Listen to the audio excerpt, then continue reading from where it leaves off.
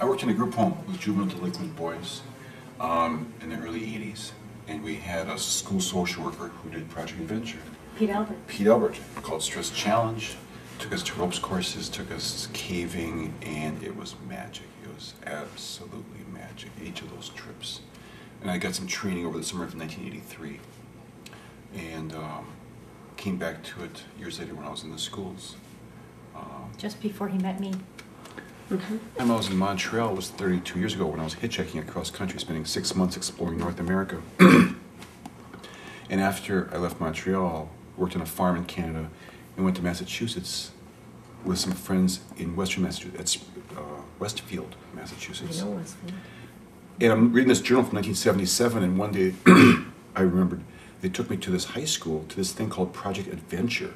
Mm-hmm. And we climbed things called ropes and cables and carabiners, and I'm writing, I'm not sure how to write this, just how magical it was, and the trust falls and the wall.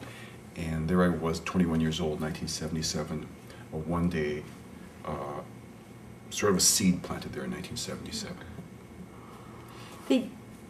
You just were hitchhiking and you ended up there? Well, I knew some of my friends from college were there, so they said, "Oh, okay. If you get in the area, stop in."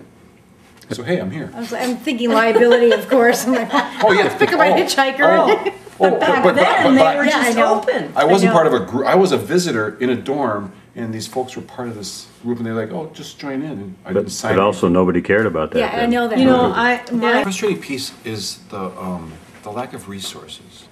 The state spending caps, the things that are cutting resources out of schools, out of public schools in particular, mm-hmm. and squeezing the standardized testing, which is focusing the remaining resources towards that.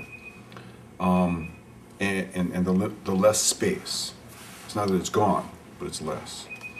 The most rewarding is, when you have those administrators who still have bravery and courage, mm-hmm. and a belief that we're there for education, after all, and who support community building through experiential education by the school counselor, for example, bringing in staff development, restorative justice practices, which is all experientially based, which is all about allowing students to form that learning community and take off.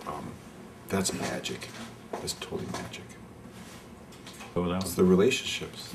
It's a family reunion as much as a conference. Mm-hmm. It's those loving, caring, inspiring relationships with people that we spend time with once a year, or hopefully more, but for some people it's once a year. Yeah.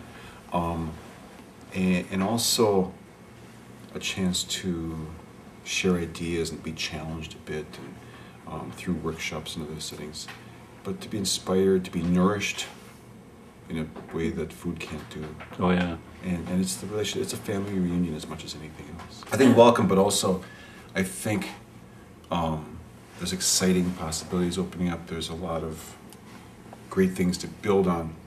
I also think there's a bit of a challenge to broaden our cultural, racial, ethnic boundaries, to make sure that we're culturally competent, and that our membership reflects all the peoples that we work with, as administrators, as colleagues, as students, as clients. Yeah, it becomes more clear all the time that we're upper middle class white group. We tend strongly that way. Yep.